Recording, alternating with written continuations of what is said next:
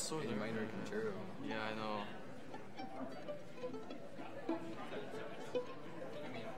Really? You have to play this? Really? I didn't know about this part.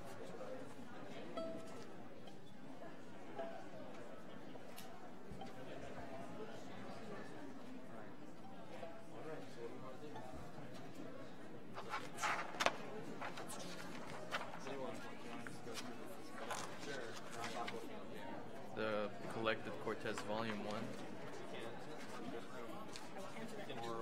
I got it.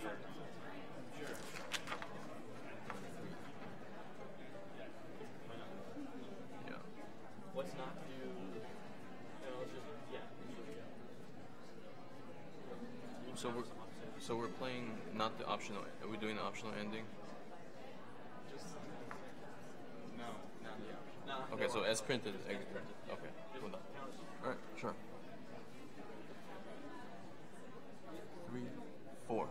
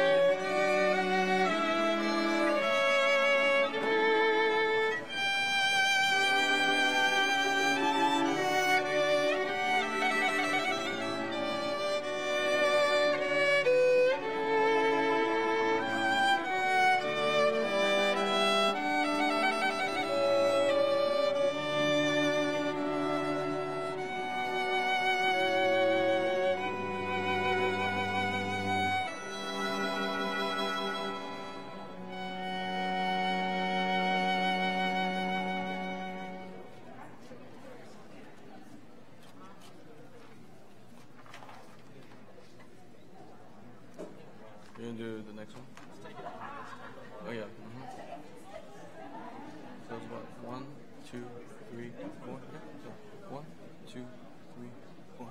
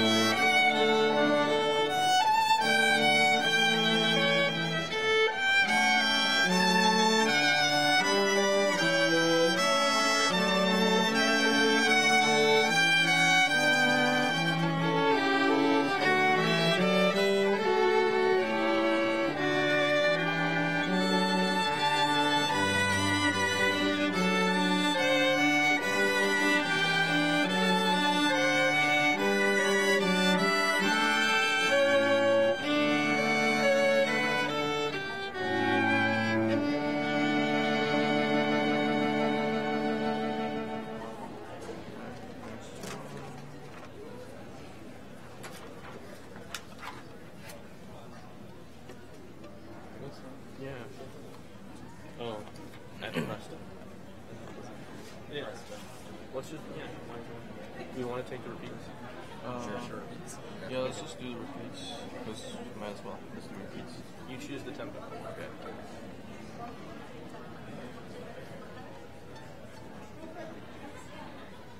Okay, so 1, 2.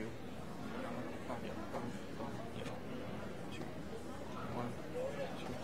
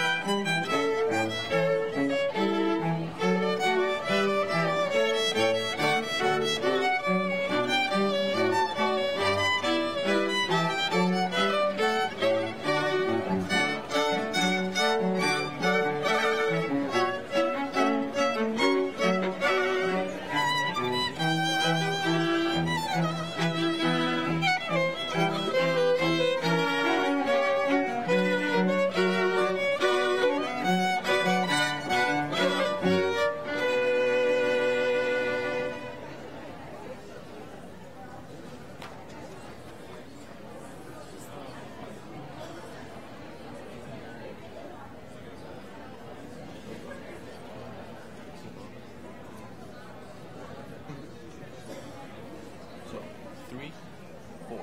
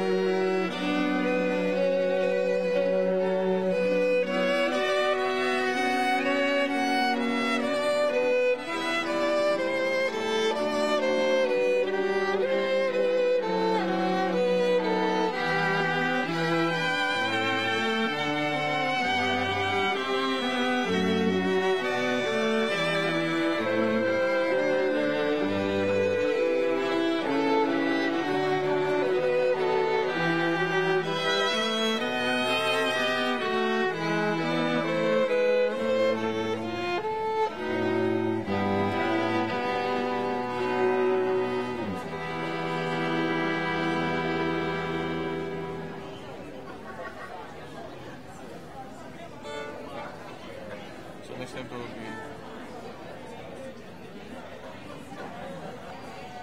1, 2, 3, 1, 2. So the few. So 1, 2, 3.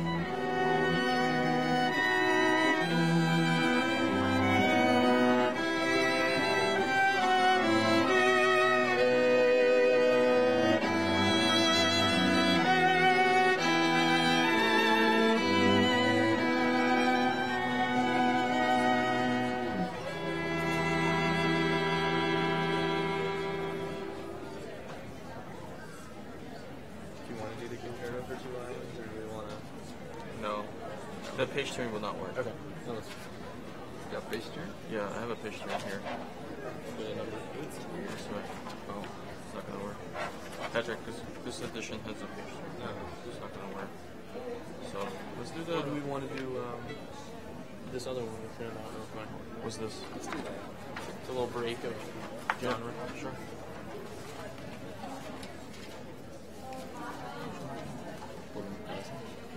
Some of the notes at the bottom are cut off. So I realized that after I did it. But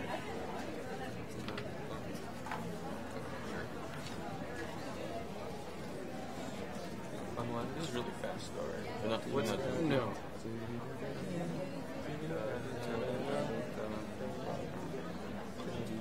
Any tempo you want is fine. So, so 1, 2, 3, 4. Sure. So, 1, 2, 3.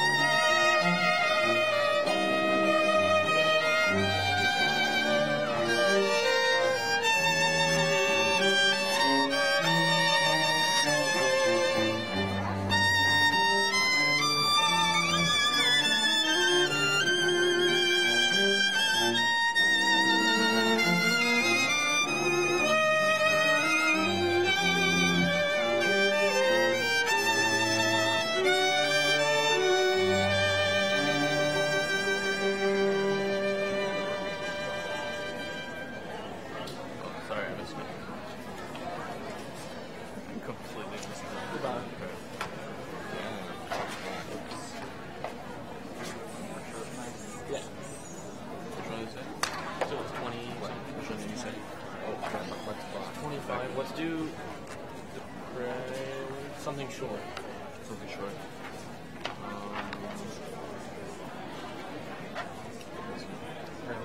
Largo? Yeah, number 8. Or number 8, yeah. Yeah. Should we just do fast? Oh, do we want to? Yeah, let's do the Vivace. Largo. Yeah, let's do the fast one. The Vivace? Yeah. Allegro. Oh, the Allegro? Oh, yeah. The Alamán. The second one. Oh, yeah, okay. Okay, so 2, 3, 4, 1, 2, 3.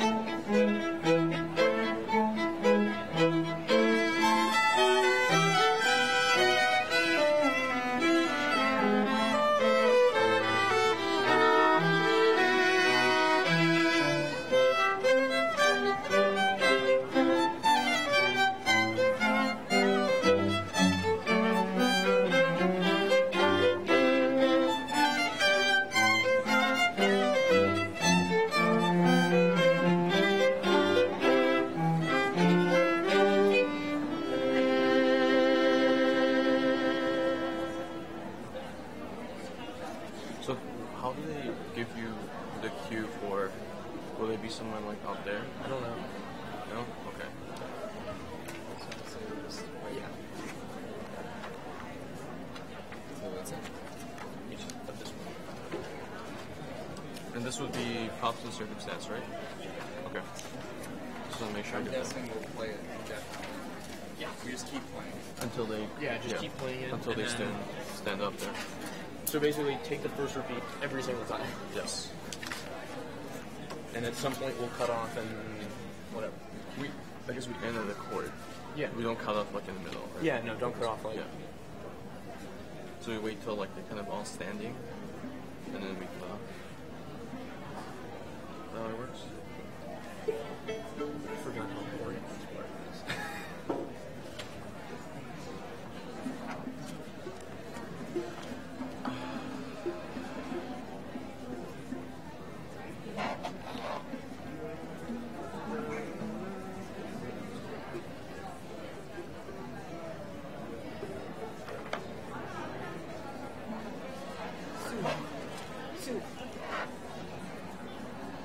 No. Do you wait or do you? Sorry. Oh, yeah. The new chair. Yes, I I guess. don't know. Do you need one? You're ready. Who has the theme for this? Oh, you do. Okay. As you're looking at your part, like, oh Sam, no. play violin. You always have the theme. No, I don't. Not for this one. Not the opening. Jeff. Yeah, you Melly starts it, so he starts it first. Forever? It's on you, right? So for the tempo for this would be. I think it has to be walkable. Okay. So it depends, if we wanted to go really fast. Definition. Really, this piece is better than faster.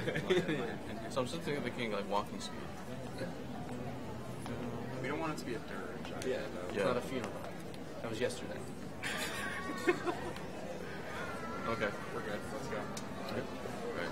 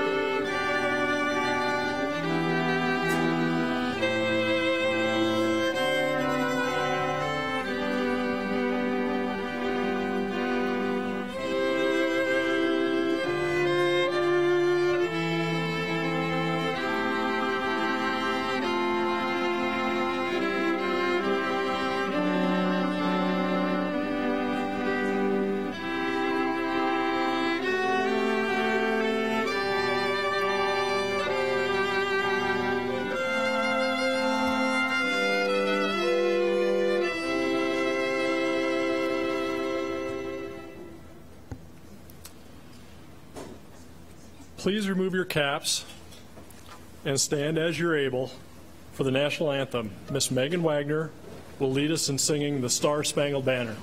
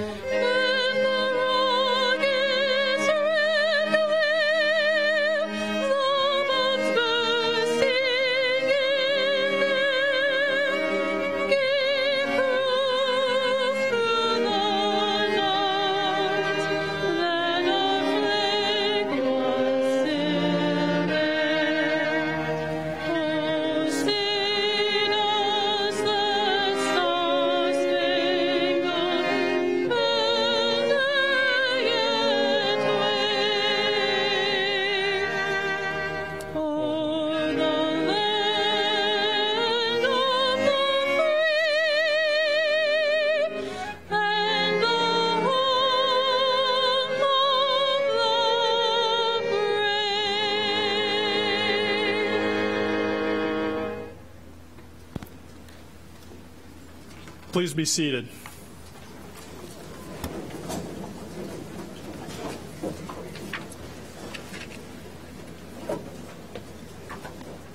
Well, welcome everyone to the 2018 graduate commencement for the College of Food, Agricultural, and Natural Resource Sciences here at the University of Minnesota. I'm Brian Boer, and I'm Dean of the College of Food, Agricultural, and Natural Resource Sciences. And the last time I'll say that for today, we'll call it CFANS from here on out. But I do thank you all for joining us today, and I'm delighted you could join us at the St. Paul campus. As I like to think of it, and as I remind President Kaler when he's here, it is the flagship campus of the University of Minnesota.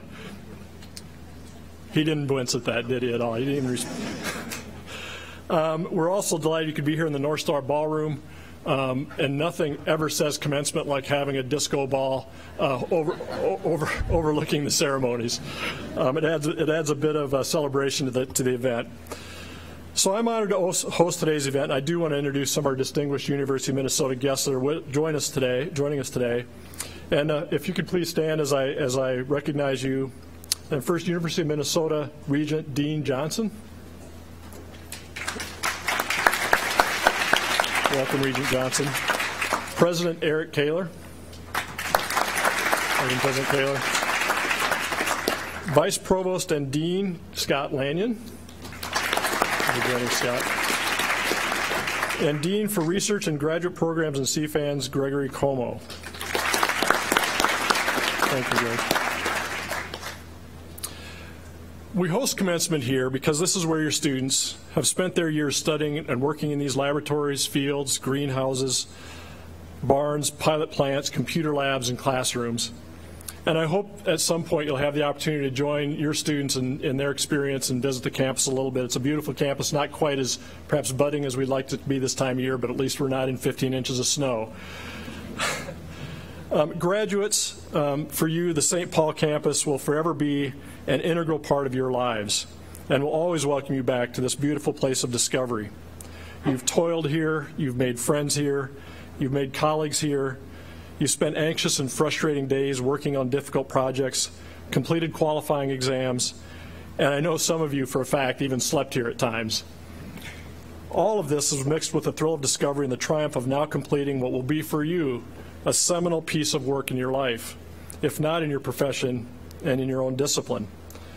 This is why I think it's important for friends, family, and faculty and graduates to be here on the St. Paul campus under the disco ball, and I personally thank you all for honoring each other's shared commitment to our graduates' lifetime success. I personally, in my role, love the work that we do here. We weave together an ecosystem of diverse disciplines that inspire minds, nourish people, and nurture our environment.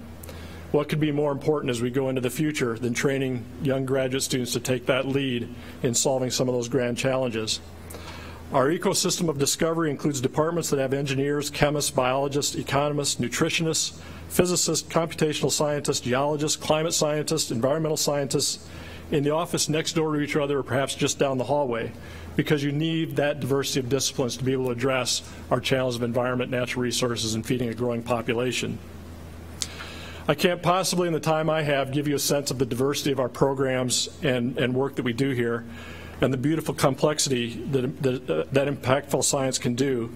So what I did is I took some time yesterday and scanned through all of our theses that were done by our students this year. And I picked a few, and I decided that I would give them awards, sort of impromptu awards for the work that was done. You'll have to listen carefully because I can't pronounce some of the words. You'll get the idea. But to give you some sense of the breadth and the impact that some of this has on society.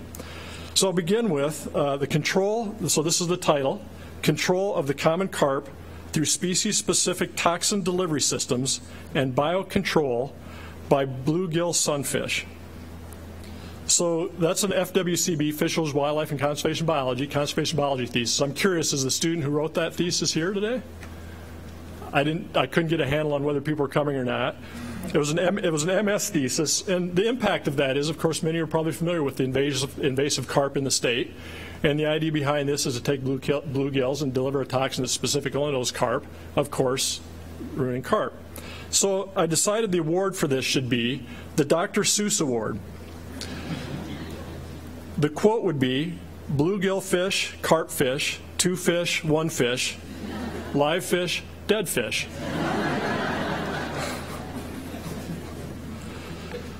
The second title, Strategies to Cultivate Microalgae on Eutrophic Wastewater for Nutrient Recycling and Biomass Production. This was in our Department of Bioproducts and Biosystem Science, Engineering, and Management and a PhD thesis. And the impact of this, of course, we're concerned about water quality, and particularly in agricultural settings, we have nutrients going into those waters.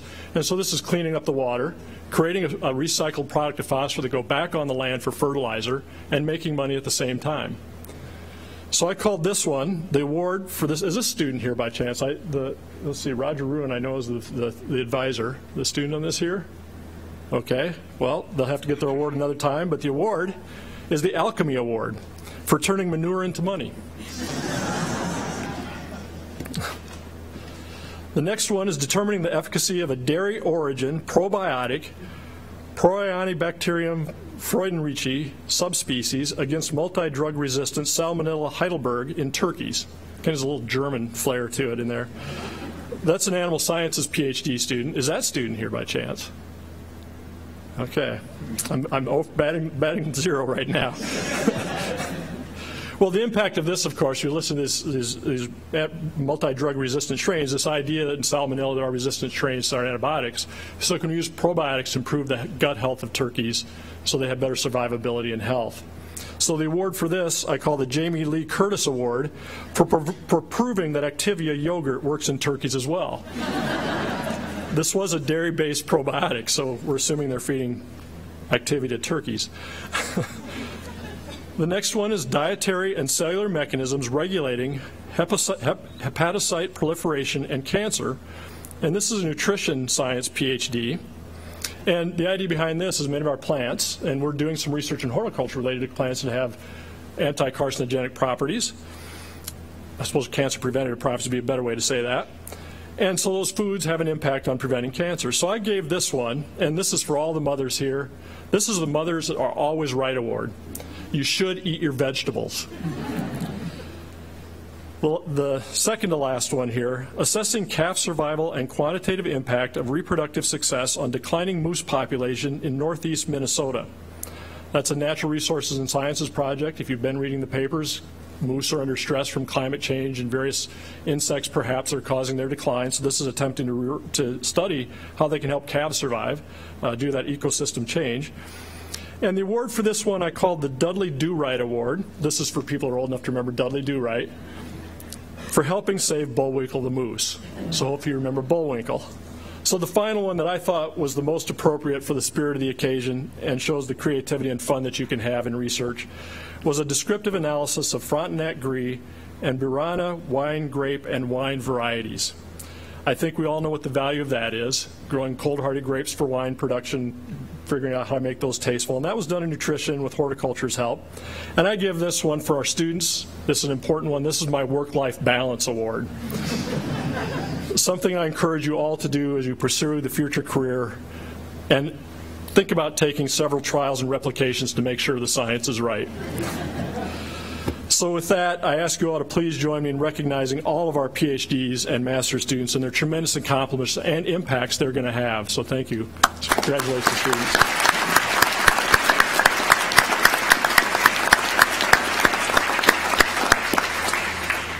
So graduates, I'll talk a little bit more to you, and today is all about you, but I hope you do recognize that you did not accomplish all of this by yourselves. You've had the patience and loving support of your parents, family, spouses, and friends who've joined you here today. And they've unwaveringly, you think about the time you've been in school, they've unwaveringly supported you from the time you graduated from high school, through your baccalaureate degree programs, on to your master's degrees or to the completion of your master's degrees now, and finally and exhaustively until some of you have completed your doctoral degrees. Persistence does pay, but I'm not sure how long they're going to put up with all this, so I think you should give them a hand now and thank them for their support of your work.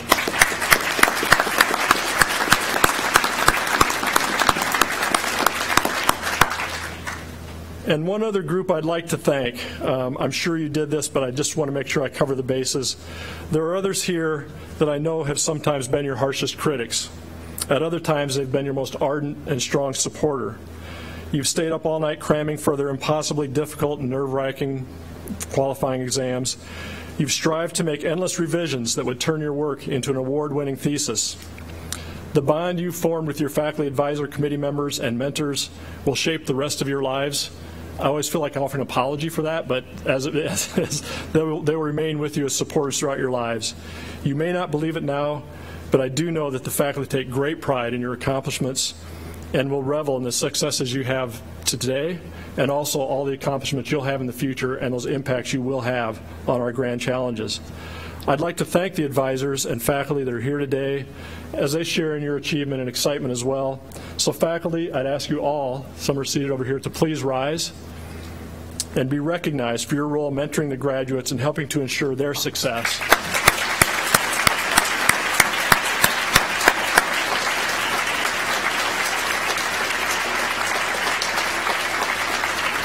Thank you. Graduates, you're now leaving the University of Minnesota with knowledge you've acquired and an excellent set of skills and knowledge. Use what you've learned wisely and share your gifts generously. Please stay in touch with us in the future and share with us the news of your career. I'm sure many of you will be back here for conferences, symposiums, and you connect with your advisors. And we wish you certainly the best of success and you continue your life's journey of learning and discovery. With that, it's my pleasure to welcome the 16th President of the University of Minnesota, Eric Kaler.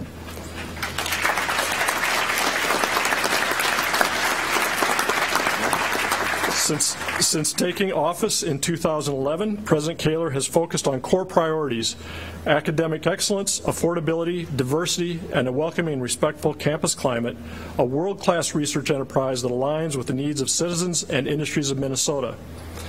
Before becoming the 16th president of the university, Dr. Kaler served as provost and senior vice president for academic affairs at Stony Brook University in Stony Brook, New York, and prior to that as dean of the University of Delaware's College of Engineering.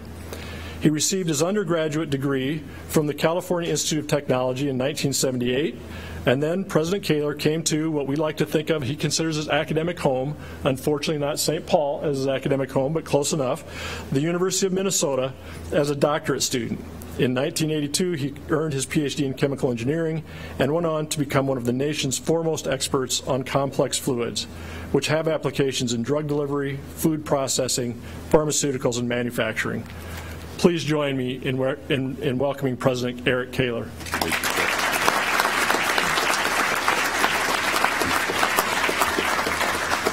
Thank you, Brian, and thank you for your leadership of CFANS. And there is a short version of that introduction, which I wish we had used today. But Welcome, everybody. I'm very pleased to be here with Dean Johnson, Regent Dean Johnson, and with family and friends of our graduates. On behalf of the entire university community, welcome and congratulations. Your loved ones made it, and to our graduates, we're very proud of you. Now, I was in New York recently for some donor-related work, and I bumped into a fellow who was quite interested in the university's commitment to agriculture, to research, and to natural resources. The guy was a banker, and he told me about a Minnesota farmer named Ole Svensson from Candiaio County who came into his Manhattan bank recently and wanted to borrow $5,000.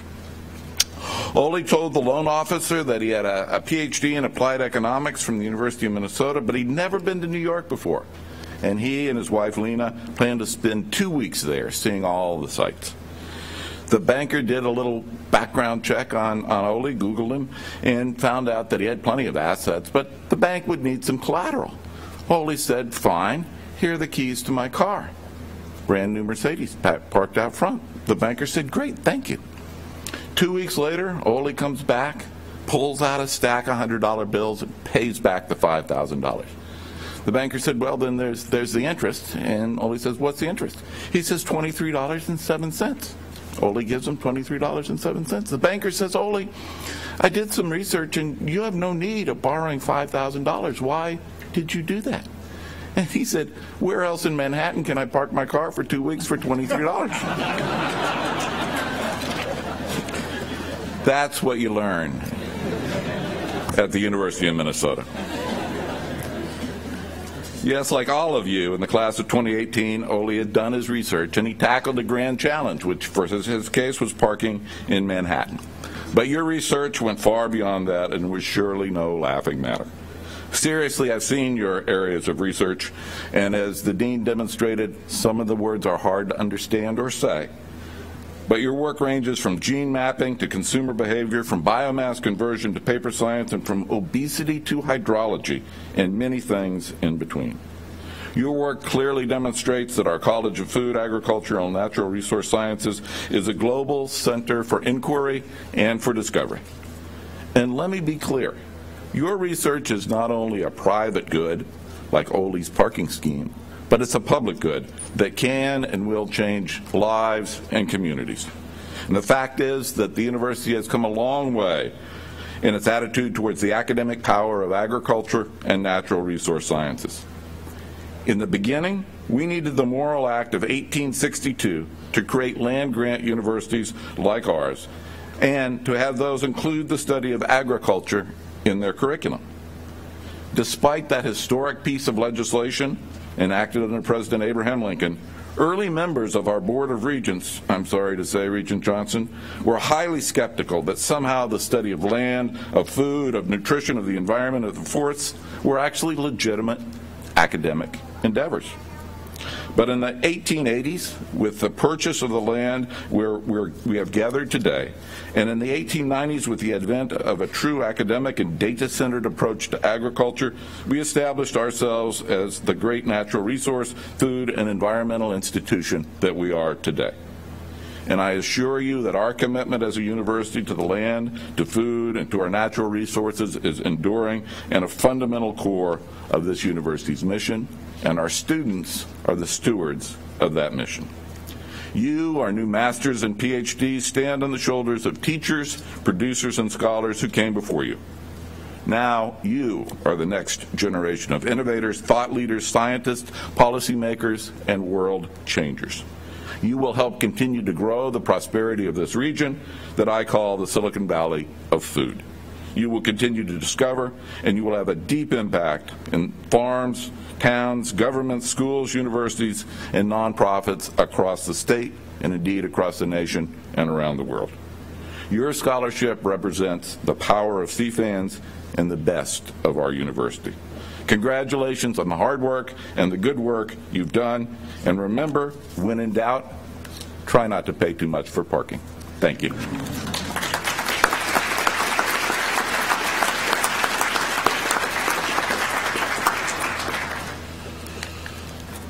Thank you, President Kaler. You learned a lot in your PhD. Those Ole and Lena jokes were critical, I'm sure. With that, it's my pleasure to welcome Vice Provost and Dean of Graduate Education, Scott Lanyon, who earned his PhD at Louisiana State University in 1985, and his research is in the area of avian systematics. Dr. Lanyon served as a curator of birds at Chicago's Field Museum of Natural History for 10 years before becoming a faculty member at the University of Minnesota's Department of Ecology, Evolution, and Behavior.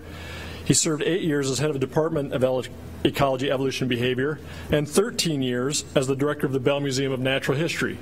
Shameless commercial plug, the new Bell Museum is opening July 14th on St. Paul campus here, and we'll look forward to you coming and learning more about natural resources and food and agriculture.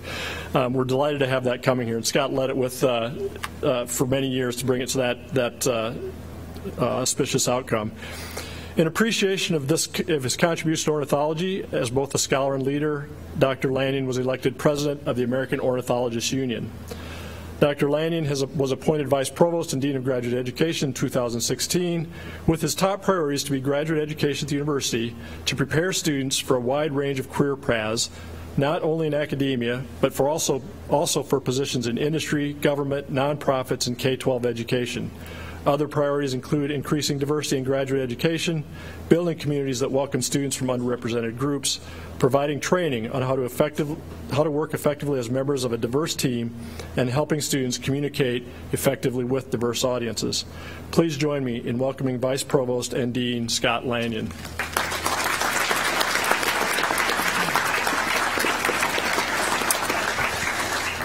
Thank you, Dean Burr. Thank you, President Kaler, Regent Johnson, distinguished faculty, staff, families, friends, and of course the graduating class of 2018. It's my great pleasure to be here to share some brief remarks from the graduate school.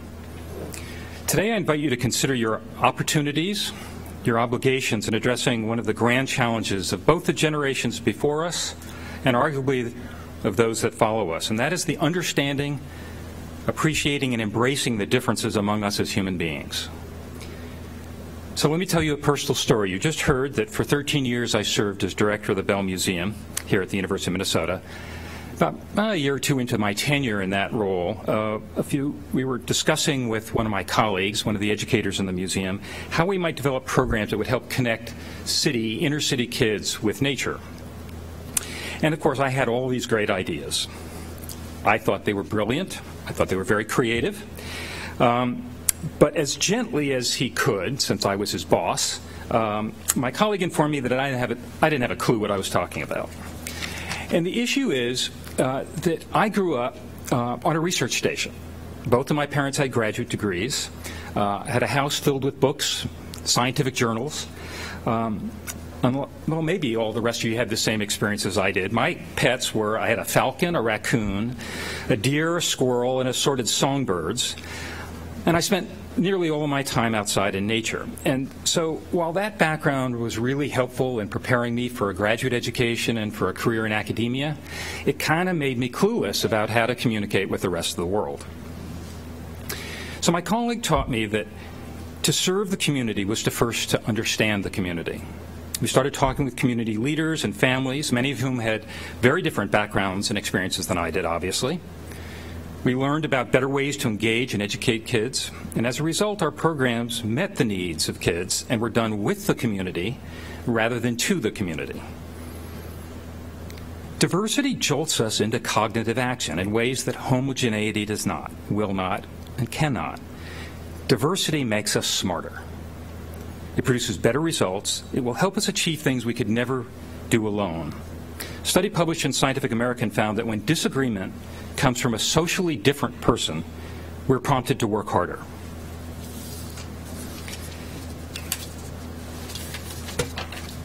So it's being able to tolerate, accept, and learn from those who are different that will propel you forward as individuals, as leaders, and will move us forward as a planet. It's accepting that working with people unlike you is not only the civil thing to do, it's also the only way that we will arrive at effective solutions to today's problems. We ignore this fact at our individual and our collective peril. As experts in your disciplines, you're poised to make great contributions. But while your disciplinary expertise is necessary, it's not sufficient condition for success. You need to bring forward not just your own knowledge and skills, but also an ability and a desire to connect with and listen to people who are different from you, with viewpoints and experiences that contrast with your own. The easiest path is to work and socialize with people who look, think, and act like you. But it's also the path that is least likely to lead to major advancements for society. The alternative is to seek out individuals with whom the only thing you share in common is a question that requires an answer, or a challenge that requires a solution. This path is far more difficult, but also much more rewarding for you and more beneficial for society. Decades of research have shown that socially diverse groups are more innovative than homogeneous groups. For example, a male and female plant pathologist might have perspectives and insights on a problem that diverge even more than those between a plant pathologist, say, and an entomologist if they're both male. In some situations, a group of ordinary people who are diverse can out-innovate a group of like-minded experts. So each of you alone is smart, but your collective knowledge, expertise, backgrounds, and experiences have the potential to be brilliant. To be brilliant, we need to work together, and to work together, we need to be able to get along with each other, to understand each other in authentic ways, to respect each other, to value our differences. So as you stand here at a major crossroads in your life, I'm encouraging you to take the more demanding, but ultimately more rewarding path, to work with individuals from diverse disciplines, cultures, backgrounds, ethnicities, nationalities, abilities, views, opinions, and experiences. It's on that path that you will accomplish great things. I now yield the podium so that you may more quickly get on to celebrating and doing great things. Thank you.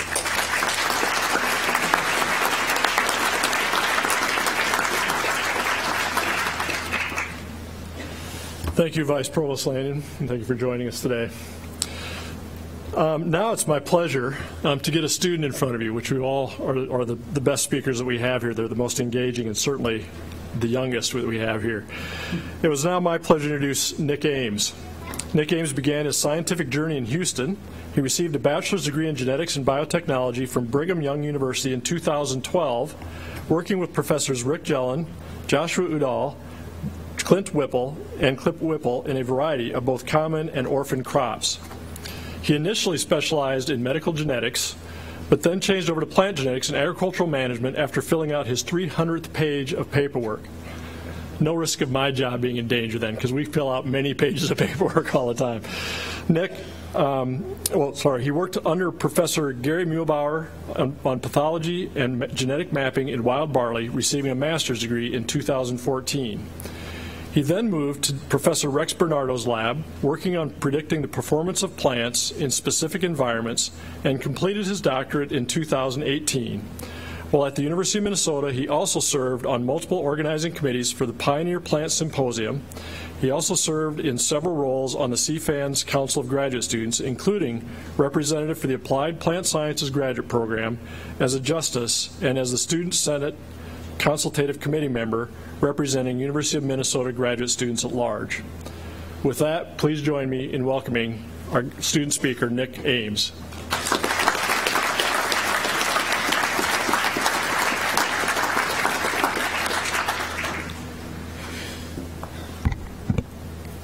I'm going to take this hat off. It's distracting. No, it's fine. That'll go. Congratulations, CFANS class of 2018. Now, some of you may be surprised there's a difference between, at this time I thought there was a picture of me in the handbooks, a fresh-faced child in your pamphlets, and the grizzled old hobo that stands before you. Graduate school is a very long time, even if only measured in a few years. For many of us, this is the last stop of academics. This is the end of a long road of education and training that has culminated in a final degree. This degree has come at a great sacrifice of time, money, and in some cases actually getting a job. After this point, we are ultimately responsible for our own development. Others will still have a degree or two to cap off the end of this trek, but many of us are done. Regardless, this is a time and point of reflection for examining where we've been and calculating where we're going. In the spirit of this, I would like to talk about a theme that touches upon especially our college and academics and science. The two topics I would like to talk about are balance and conservation. These two subjects are particularly close to the overall goal of the CFANS community, and that we are part of a community of people who are stewards of natural resources in one way or another. For some of this means absolute preservation and holding those resources sacrosanct. For others, this is a member of a larger effort putting those resources to work for the advancement of human progress. Together, it is not just about being a steward, but about being a responsible steward. A responsible steward both puts resources under their command to work, but also preserves and respects their long-term viability. This balance should not just be about the way we approach the natural world in our scientific discipline, but how we approach life as scientists and experts, conservationists, agriculturalists, and those who depend on the natural world for our trade. Often we must weigh others' disparate interests, those who may have different worldviews than we might. As we step out of the shadows of our advisors, and many of those are long shadows, we find a very different world than that of 5 or 10 years ago when advisors were in our place. Or perhaps 15 or 20 or 30, 25 years. For some of advisors, it might have been quite some time. Scientists in our college are increasingly called upon as experts to solve a growing list of problems that are compounding upon each other. Many of these problems are decades, centuries, or even fundamental to the human experience. Some of these problems are so interwoven into the fabric of society that they ask of us to draw on skills that we may not have developed within our program. We've asked to be versed in sociology, politics, history, public speaking, rhetoric, and simply having the confidence and charisma to engage the public in areas that we may not necessarily be comfortable in. We must learn to balance all parties in these problems and take the hard path of mediation, as by the nature of our degrees and expertise, we will likely be the judge, arbiter, and expert in situations involving these natural resources. We cannot hide away in some cool hole and hope that the troubles pass and the heat of the situation dissipates on our own. Someone else solves the issue. Look around this room. Comparatively, there are very few of us. And we are one of the largest refineries for taking undergraduates and turning them into qualified graduate scientists. Even with that, there are so few. There is no one coming to the rescue. There are no reinforcements. There is increasingly little time to act. There is no one else, and if you don't do it, there are a few others who can. I received my undergraduate degree from Brigham Young University in what is essentially a degree in applied evolution. I was a rabble-rouser, and if you ask those leaders who I served with, and even some of them who are on the stage, this chronic level of crotchetiness has only increased with age. My time here at the University of Minnesota has often led to mediation between these groups and individuals that often loathed each other, not some of the ones on the stage, but the other ones. In some ways, I've been trained for balance since birth. Both my parents are lawyers, one working in negotiation contracts and the other working in taxes, both very attentive to detail. While it may be easy to surround ourselves with comforting slogans like feeding the world and saving our planet, the devil is in the details, details which we have spent the last decade learning. But knowledge and a conviction of our own intelligence and wisdom is not enough to call support. We must be temperate and even-handed. We understand that the pressures exerted on the natural worlds must be sustainable not only from an ecological standpoint, but from an economic standpoint. We will be unable to convince people of the need for preservation if we only ask for sacrifices for rewards that other people do not value.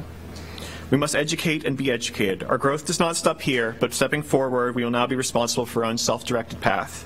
Let us make sure that it is a path that is responsible to what we've earned. A good friend once told me that we should not wait for good things and opportunities, but make it good right away, because one day it will be laid in the dirt. Congratulations, class of 2018.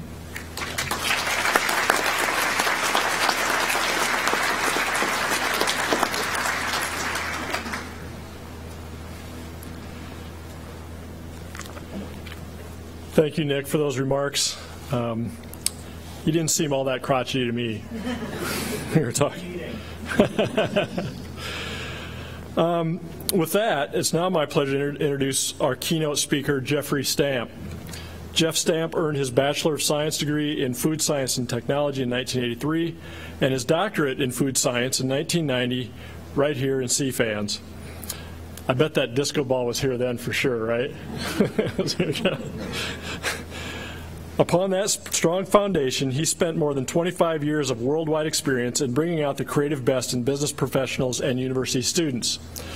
Dr. Stamp is chief storyteller at Bold Thinking, leading a team that provides ideation, concept development, venture strategy, online and live training content, and events to corporations and universities worldwide that desire to discover new opportunities or foster entrepreneurial thinking in their teams. You will recognize Jeff Stamp by products he has created while in corporate life. He was the inventor, creator, and section manager of Baked Lays for PepsiCo's snack division Frito-Lay, which achieved $230 million in first-year sales and was named by Ernst & Young as the top brand introduction in the 1990s for the food sector. Jeff is recognized worldwide as a master creative practitioner and has developed numerous methods that are designed to accelerate discovery thinking and cognitive fluidity. He also resided as the endowed chair of entrepreneurship and innovation at the University of North Dakota, which was ranked 13th in the 2008 review of the top 25 undergraduate programs in entrepreneurship by Entrepreneur magazine and the Princeton Review of the 900 universities and college programs in the U.S. In 2008, Dr. Stamp was awarded the prestigious Excellence in Entrepreneurship Education Award from the Acton Foundation. Jeff's research is focused on the creative and cognitive processes that entrepreneurs use in idea creation, technology innovation, and opportunity recognition. Please welcome to the podium this year's keynote speaker, Jeff Stamp.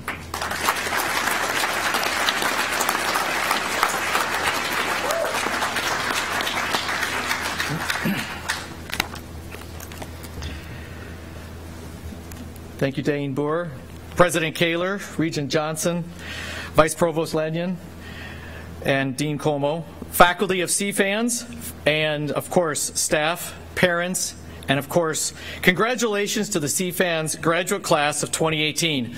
I guess we could say it's on now, right? What a fun day of celebration, and you've sort of been at this party before. You didn't abandon the halls of learning once you received your undergraduate degree. Nope, you decided you needed more. And I hope you got all that you bargained for as well during your challenging times here at the U.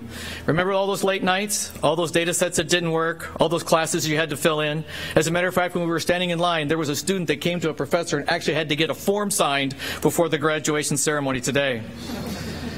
Well, now you're on to new adventures. Well done, fellow scholars. And yes, I can say that because in a few minutes you will receive a very important piece of paper. You'll be part of a connected family of scholars that reverberates throughout history at the U of M, and I'm humbled to be able to share this brief moment in your lives collectively. So in the future, be on the lookout for the maroon and gold M. It never truly leaves you.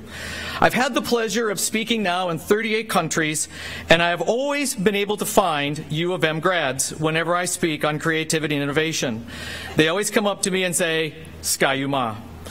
That has always delighted me and given me a sense of connection as we recall stories from our late nights of research in the pursuit of science while at the U, and especially for those of us who like to, as we like to call, Dean Boer, the main campus, correct?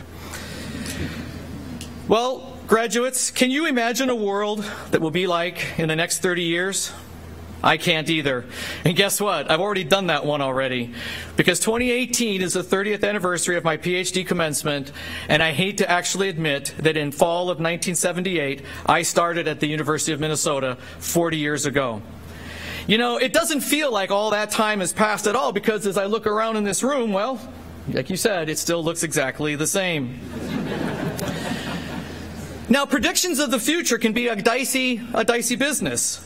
40 years ago, at my high school graduation, prior to coming to the U, the commencement speaker, a buttoned-up Methodist pastor, played a brand new song to motivate us to our future endeavors as we headed off to whatever was next. His message shocked us as he played the just-released song from Queen, We Are the Champions. Now, that song wasn't particularly popular at the time. We nevertheless thought it was cool because he actually played a record at a graduation ceremony. Yes, I said a record. It was a 45, and on the B-side was the song, We Will Rock You. Now, that song that everyone recognizes today never reached #1 on the Billboard Top 40. As a matter of fact, We Are the Champions only got to #4. But it was a catchy tune, and we all sang along because it was a rockin' ceremony. Because we have a disco ball, I was actually going to bring the record and play it again. But then in 2011, a piece of research caught my eye. a group of data scientists in London concluded that the catchiest tune in rock and roll history was "We Are the Champions." Now, I'd love to see the data on what defines a catchy tune, but it shows what did we know at the time, 1978. So I'd like to plant a few seeds today with you that hopefully will be meaningful to you about the power of connection between us and reveal to you why I think receiving a CFANS graduate degree today is happening at exactly the perfect time in history. Why? Well, you know our tagline here at the U, Driven to Discover. Well, I think we are living at an age of redefinition. It's more than just predictions of an uncertain future, but it seems that society follows natural cycles of redefinition. In the 80s, when I was a graduate student, it was all the rage was talk about materials, material science, and the structure-functional relationships between physical, chemical, biological, and even business systems. Structure-function was really the call of our time. We made bold predictions in graduate school, and I can remember sitting around our lab when my doctoral advisor, Dr. Ted Labuza, brought in what he called the first laptop computer. It was an Osborne computer. It weighed about 46 pounds and should never have ever been on anyone's lap. But we actually sat around and said, well, what should this be? And of course, because we were all structure-function related, we said, hey, we picked up a spiral-bound notebook, we opened it up, and we said, what if this could sit on your lap and we could type on it? And we pretended to type on a spiral-bound notebook. Okay, dial ahead 25 years, and we now actually have that. I think we probably should have maybe jumped on the tech bandwagon a little earlier. But we knew computers would eventually get smaller, but we didn't know how fast or how small. And that all came true in the 2000s because that particular age of redefinition was all around technology and electronics. And now dial ahead as we get to 2020, it's all about information, diagnostics, math, of course, everything from genetic systems to meteorological systems and biological systems. But data and information seems to control our world.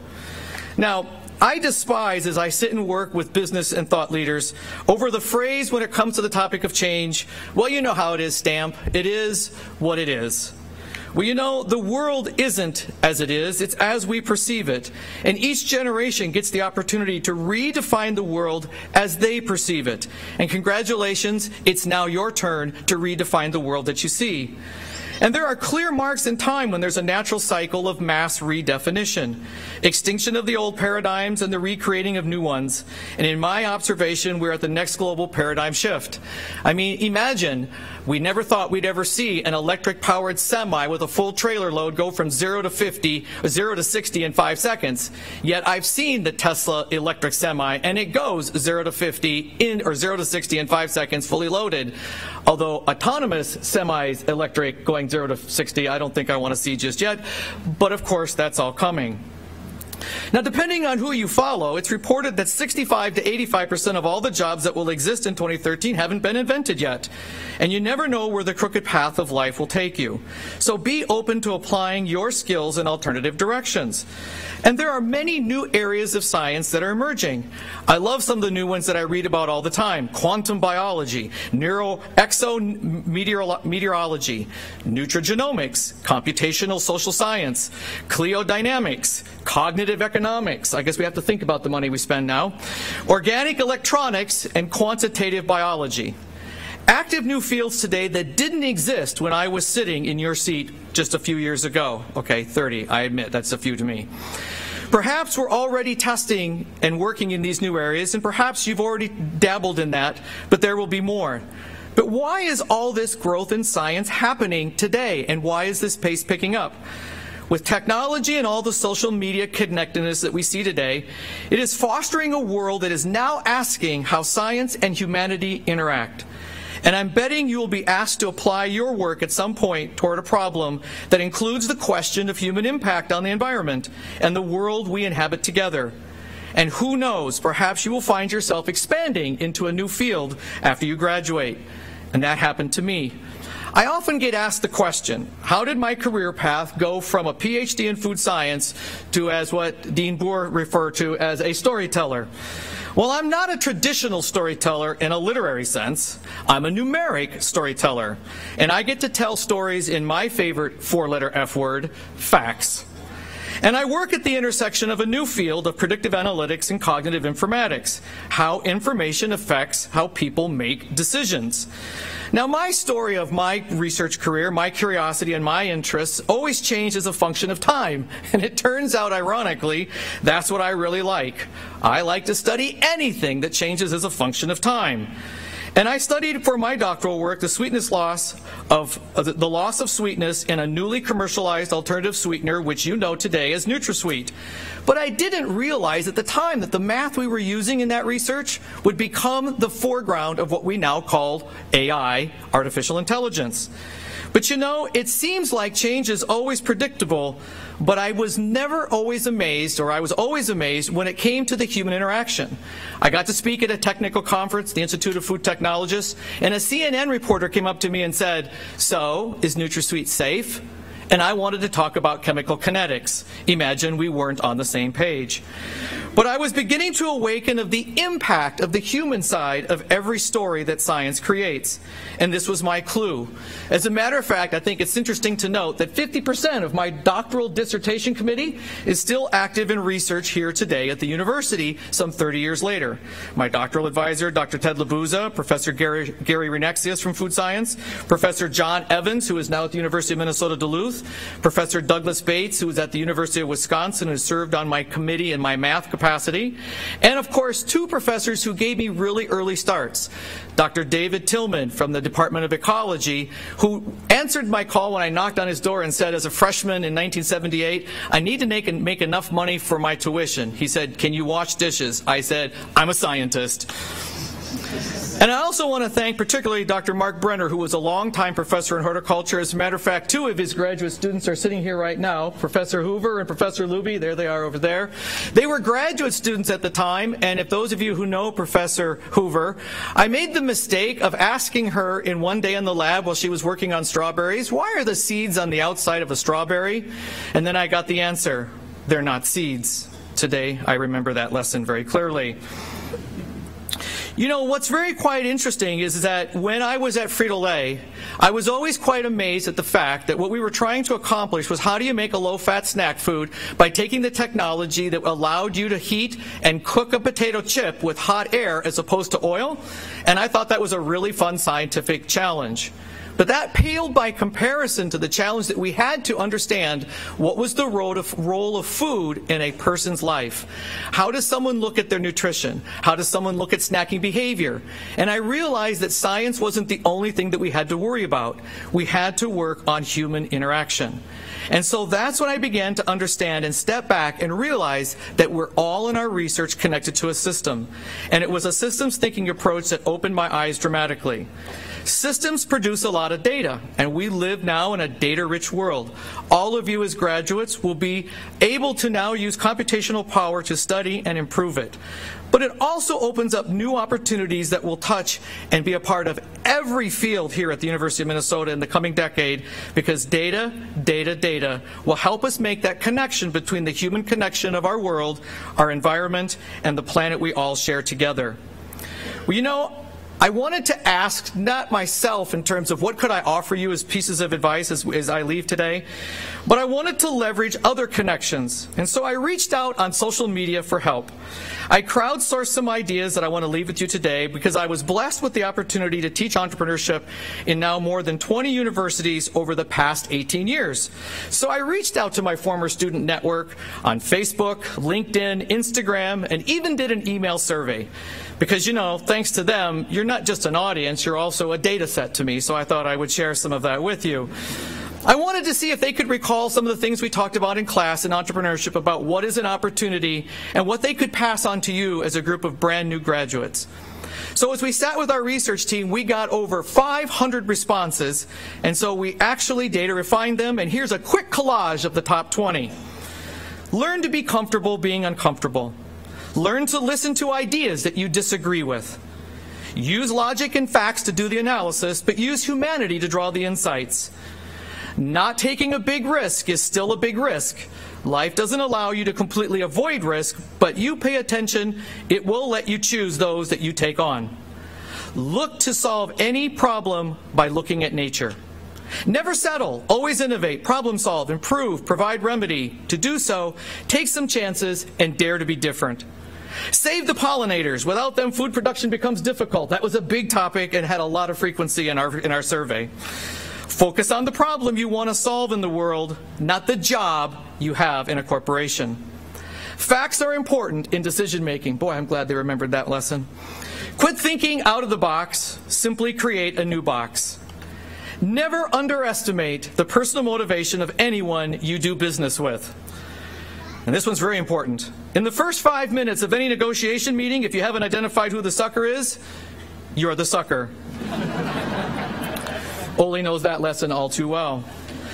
Embrace change. Always listen to the value of lessons and messages of others, even if you don't share the same views. Keep relearning how to be curious. Develop a clear set of guiding values, and remember that those values you pick are a skill that need to be mastered. Global warming is real. Hurry up and fail. And of course, I think because of CFANS, I love this one, had a high frequency response. The best natural resource you have is your own mind. Great seeds of wisdom. In closing, you now have a new audience starting today to share your science with, the world. Dare to be heard. Help redefine the world that helps convert the next generation of ideas you create into opportunities that create value for our world. Congratulations to you, the new wave. The world truly needs you. And it's been an honor for at least this brief moment to be connected on this storyline with you in your lives. Connection means nothing until we make it. But don't forget the most important connection. Connect with your own life. Take the time to look at the opportunity to grow as a person. Life is a wonderful adventure. Share the journey and be open to alternative paths. And we'll see you in another 30 years. I can't wait to see what stories you will create. Thank you.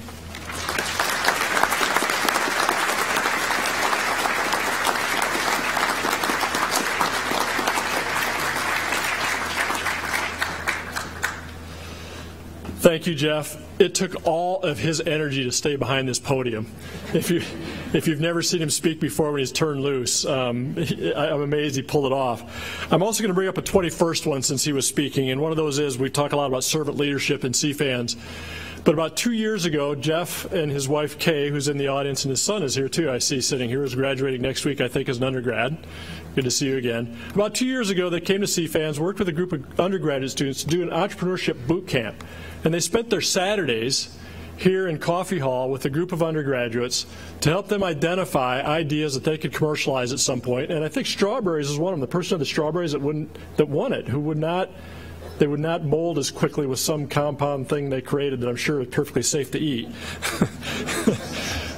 But there was probably about 60 to 70 hours of their time that they gave to our students. And because I'm an economist, every time he said economist, he looked at me, and I'm sure that's a bid to get his money from doing that. But we're expecting nothing in return other than the chance to help these students. And so we really appreciate that, and that's something I think is an important lesson for everyone to think about how they can contribute their talents. So Jeff and Kay, and I can't remember your son's name, but thank you for joining us again today. With that, we now turn to the part of the ceremony that you have all been waiting for, and we'll begin the presentation of the degree candidates. Professor Jim Luby from the Department of Horticultural Science will present the candidates for master's degrees. Jim?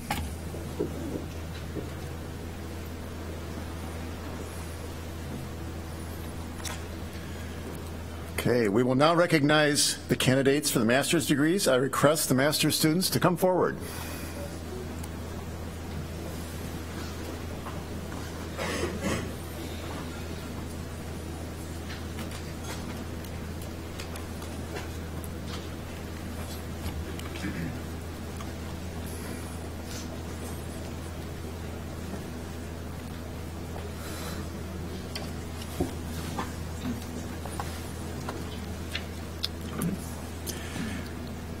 In animal science, Grace Dewey.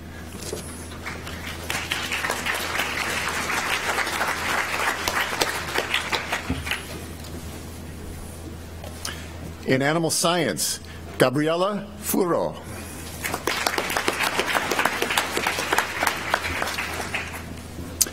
In animal science, Amanda Marie Pawlowski.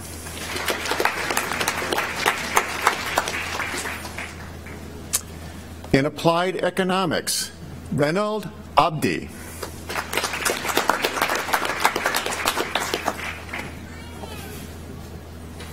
In applied economics, Jordan Clark.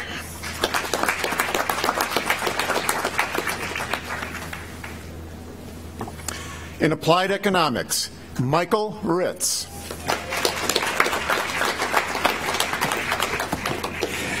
In applied plant science, Marie Abbey.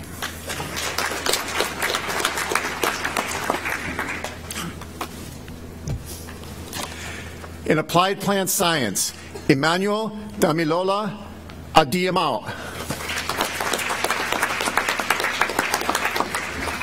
Congratulations. In applied plant science, Rebecca Jane Carlson. Congratulations. In applied plant science, Jessica E. M. Coburn.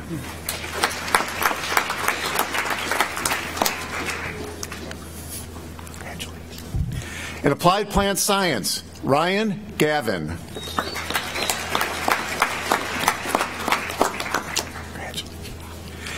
In applied plant science, Cody Allen Herning.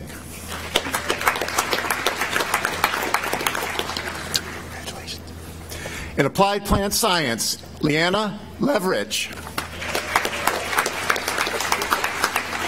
Congratulations. In applied plant science, Nicole Teresa Mihalik.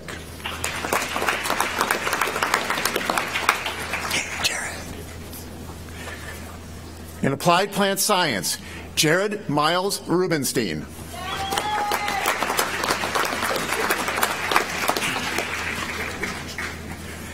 In applied plant science, Sydney Ann Schiffner.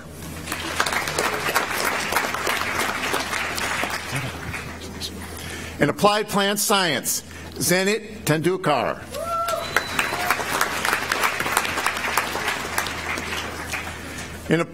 In bioproduct, biosystems, science and engineering and management, Tanner Barnhurst.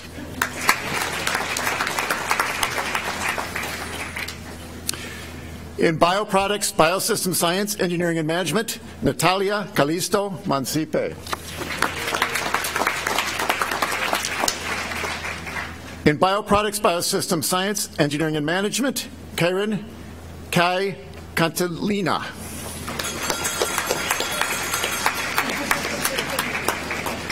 In bioproduct, biosystem science and engineering and management, Karen Leanne Ortega.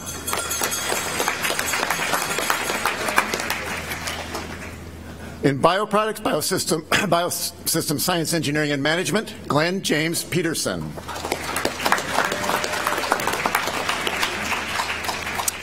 In bioproducts, biosystem science, engineering and management, Lucas John Stolp.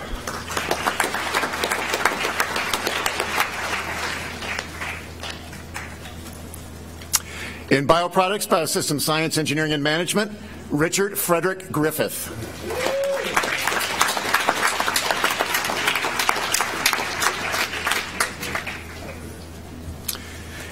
In bioproducts, biosystems, science, engineering and management, Yushuan Wong.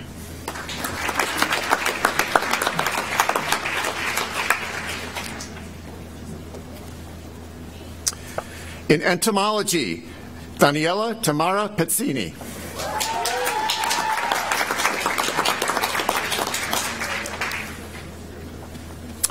In food science, Jaya Jungana Benjadi.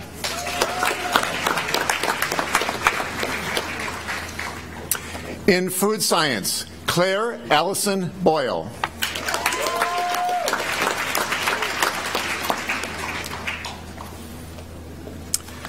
In food science, Stephanie Marie Hevemeyer.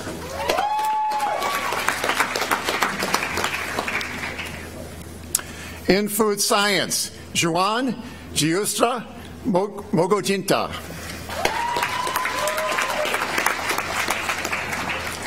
In food science, Xiaoshuan Yang. My apologies if I didn't say that right. In food science, Yingxin Zhang.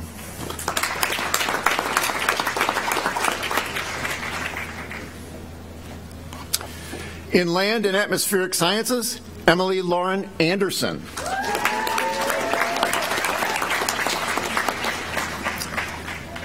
In land and atmospheric science, Ana Lucia Pax Krupp.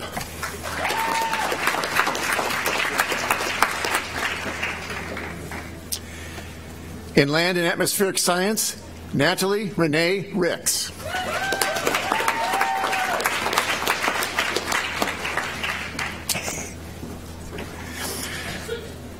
In land and atmospheric science, Adrian Allen Wackett.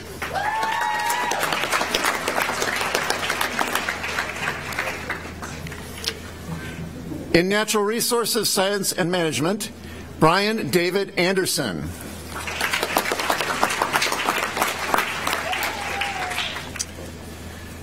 In natural resources science and management, Ellen Jacob Tuchalowski.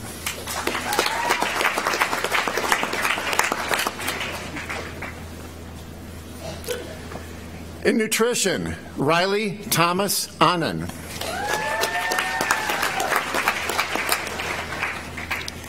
In nutrition, Patricia Ariano Rodon. In nutrition, Cassandra Grace Hosfield. In nutrition, Lauren K. Millen.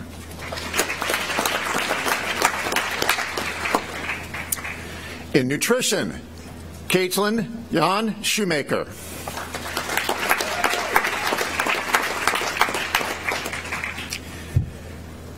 In plant pathology, Matthew Martin.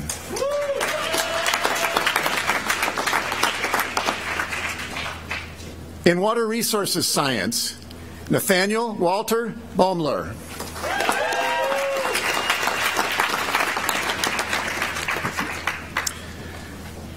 Dean Burr, this concludes our presentation of candidates for the master's degree.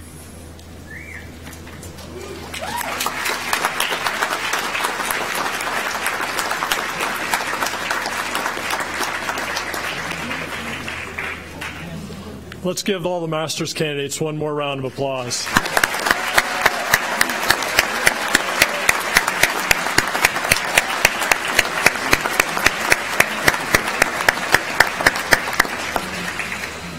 Congratulations.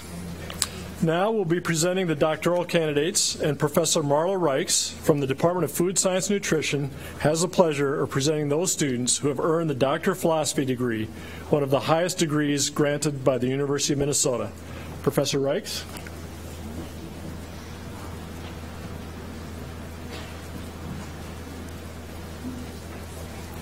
So we will now recognize candidates for doctoral degrees. I request the doctoral students to come forward. Advisors, you're welcome to move to the front of the stage to hood your graduating student.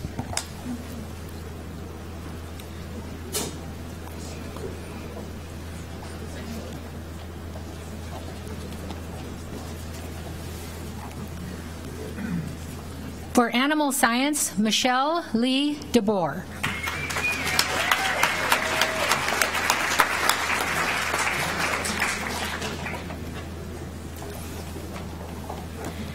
In animal science, Amanda Michelle Greve.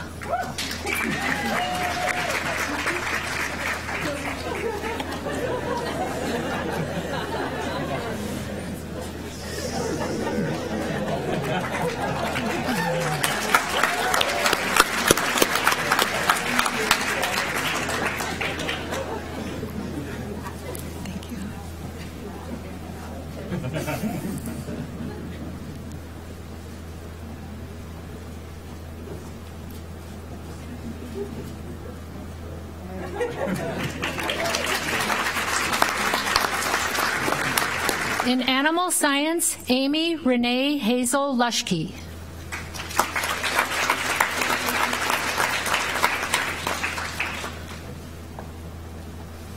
Thank you.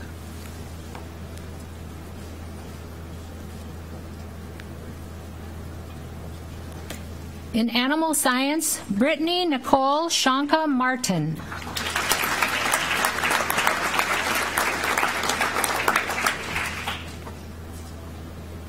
Thank you.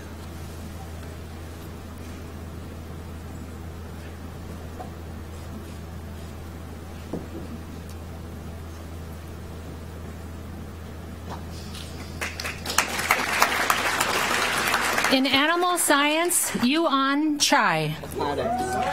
Oh, I'm sorry. Applied economics, Yuan Chai. Sorry about that. In applied economics, Joel Cuffey.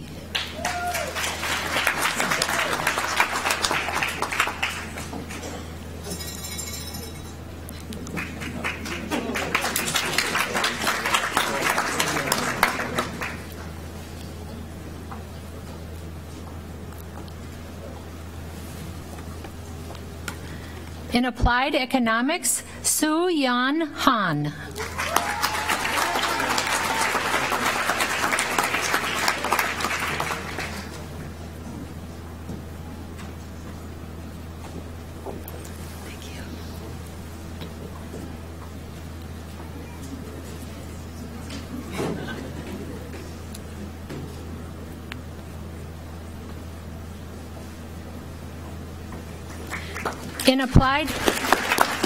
In applied economics, Belorma Yame Yansuran.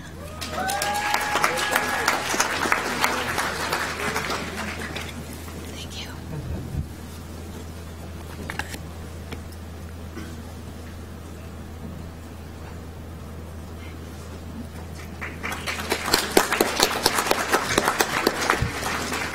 you. In applied economics, Napat Jatusi Pitak.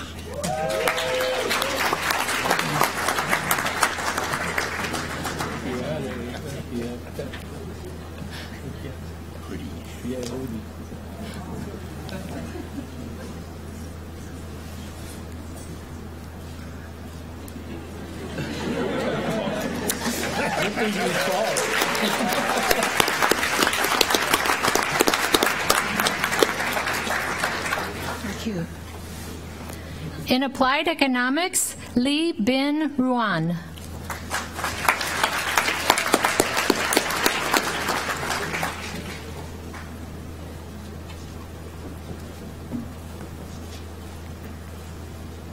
Thank you.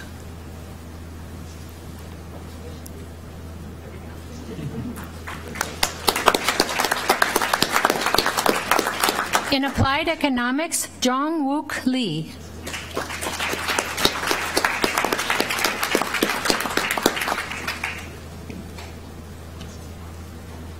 Thank you.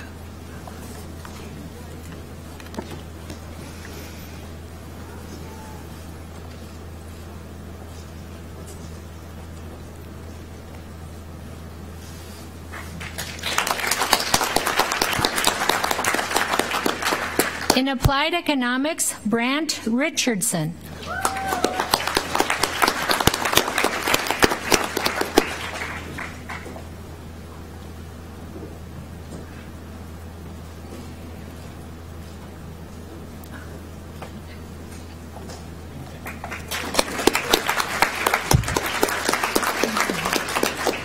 In applied economics, Hoi Tren Soon.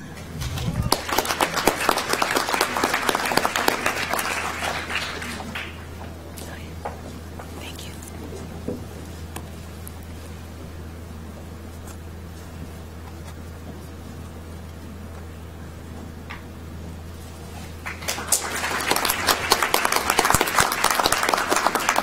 In applied economics, Tomoko Utsumi.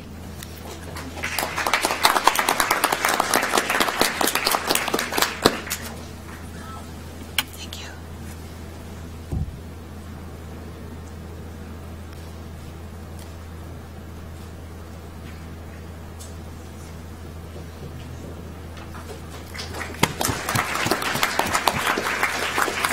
In applied economics, Yang Hao Wang.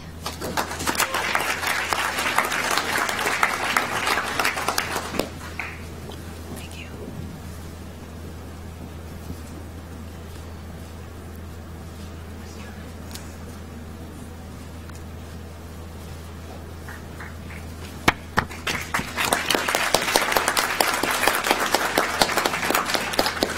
In Applied Economics, Fonda Young.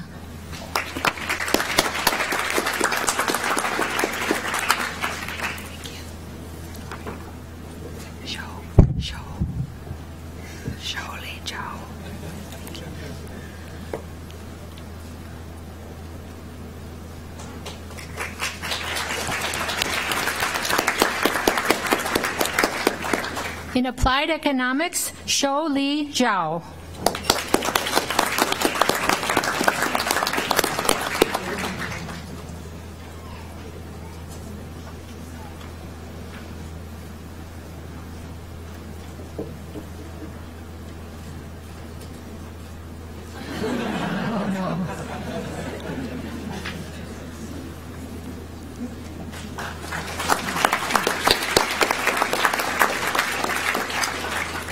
In Applied Plant Science, Nicholas Carter Ames.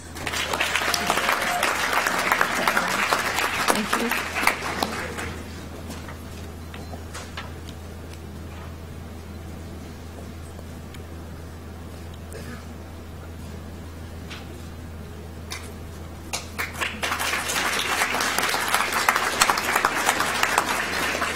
In Applied Plant Science, Praveen Bauja Gai.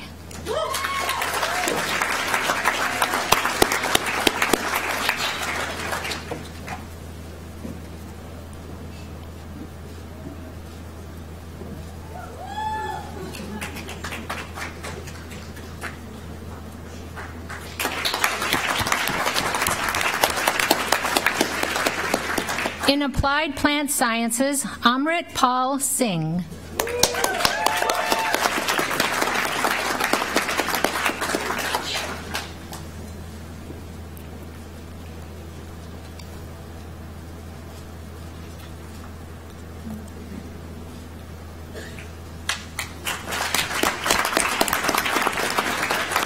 In Applied Plant Sciences, Soon Lee Tay.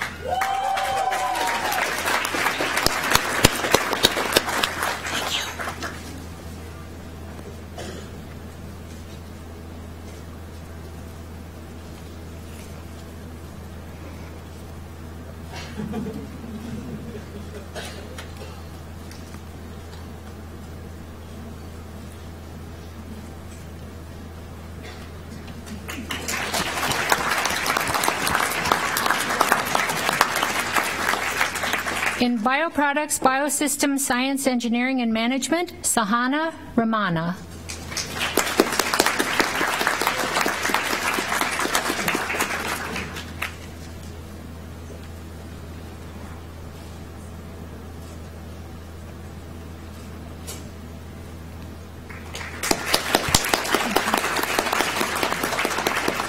In Bioproducts, Biosystems, Sciences, Engineering, and Management, Xin Zhang.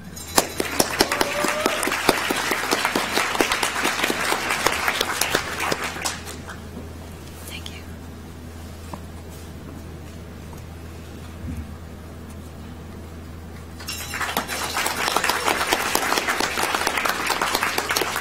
In Conservation Sciences, Catherine Knuth.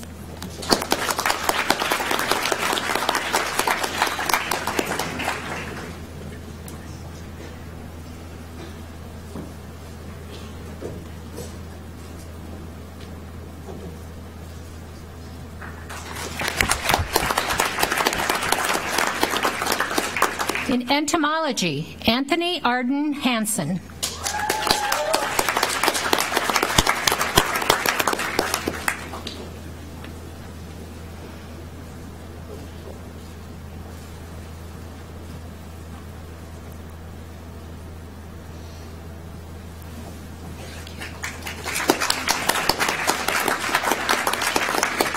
In Land and Atmospheric Science, Benjamin DeVries.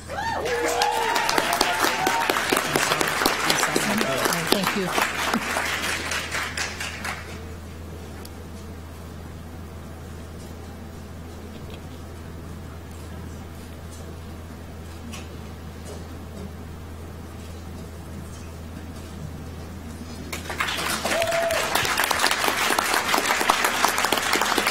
In Land and Atmospheric Science, Isam Lakori.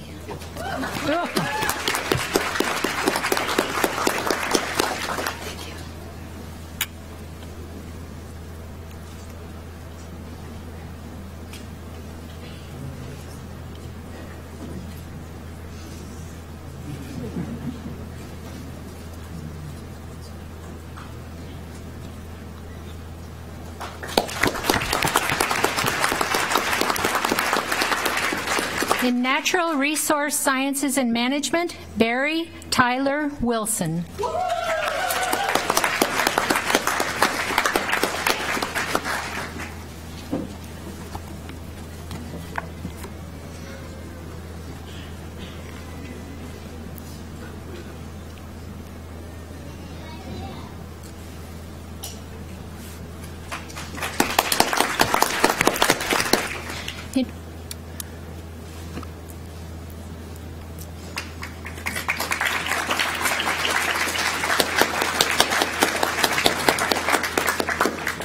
I'm going to just fill in for Marla since she has the 2 PhD students here. So Yuang Chung.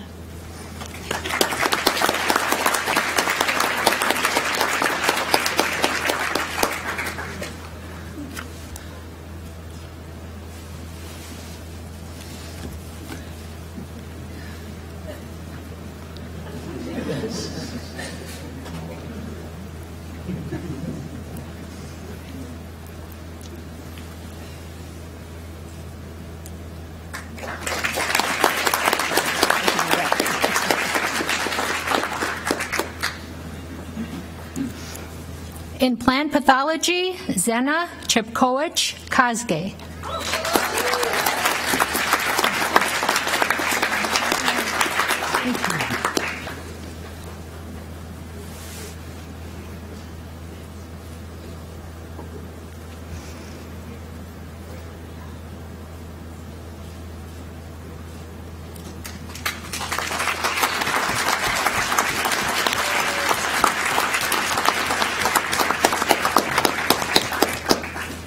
And in Water Resource Sciences, Yusuf Hussein Ali.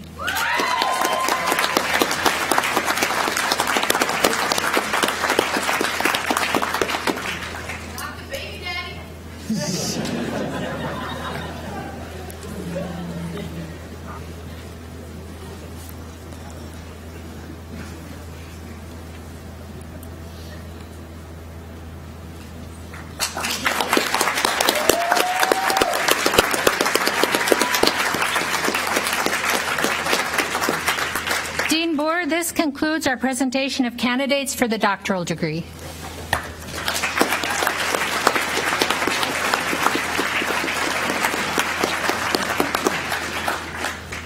Thank you, Dr. Reichs. And again, let's give our PhD students another round of applause.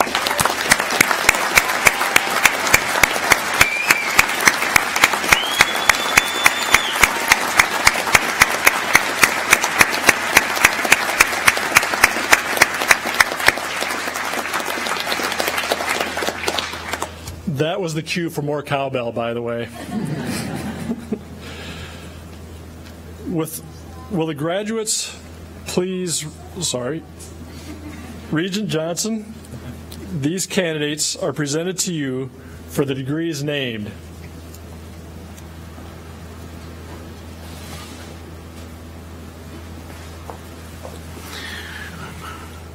Before I have the graduates stand, I want to bring you a greeting from the Board of Regents. The Board of Regents are 12 members, citizens elected by the legislature to serve for 6-year terms, and are the governing board of the University of Minnesota. On behalf of the Board of Regents, I want to publicly thank the faculty and staff of CFANS, and well as President Kaler, for your devoted work in your various disciplines. We most certainly appreciate all of your work. With that, I would ask the graduates if you would please stand. And this is the moment you have been waiting for. This makes it official. So listen to these words. Upon the recommendation of the faculty and by the authority of the regents, I now confer upon you the degree for which you have qualified. Congratulations, and let us give them a rousing round of applause.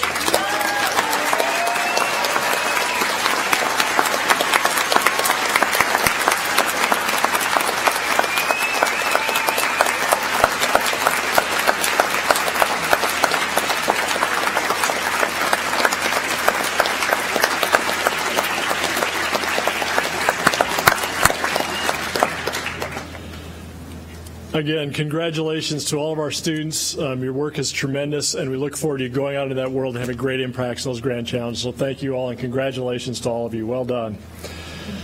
Regent Johnson, I also want to thank you for your recognizing these candidates and granting those degrees.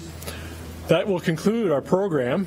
Audience, we ask you to please remain seated until the faculty and students have left the auditorium. And I would like to thank our wonderful vocalist, Megan Wagner, for sharing her talents with us today as well. And our quartet of musicians from the School of Music, CJ Point on cello, Yumhali Garcia and Samuel Wong on violins, and Patrick Gallagher on viola. Please stand.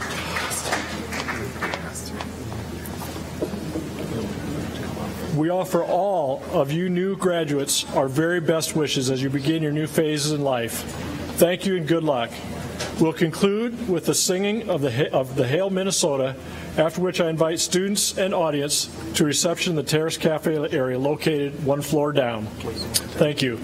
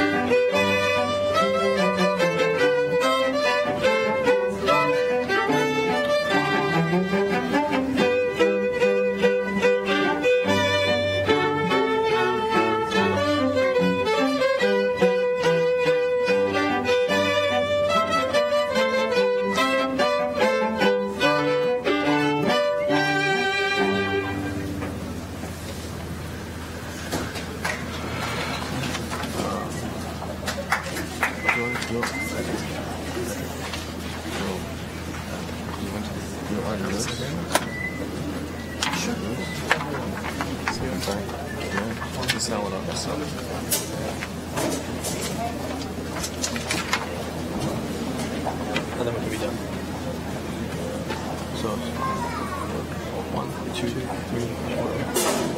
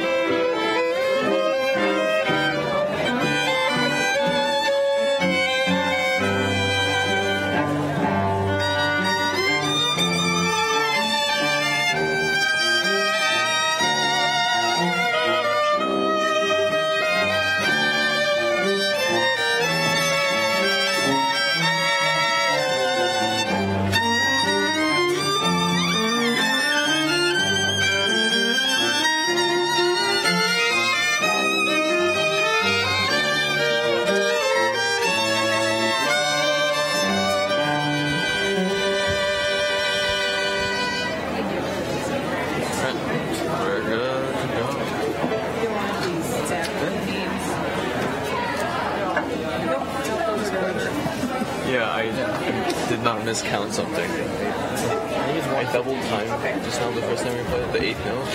When we played da da da, I went da da da da. I just did like the 16th note. That's really good. Let's party enough, right? Let's make it hard. So this is the thing I was also thinking about. As I remember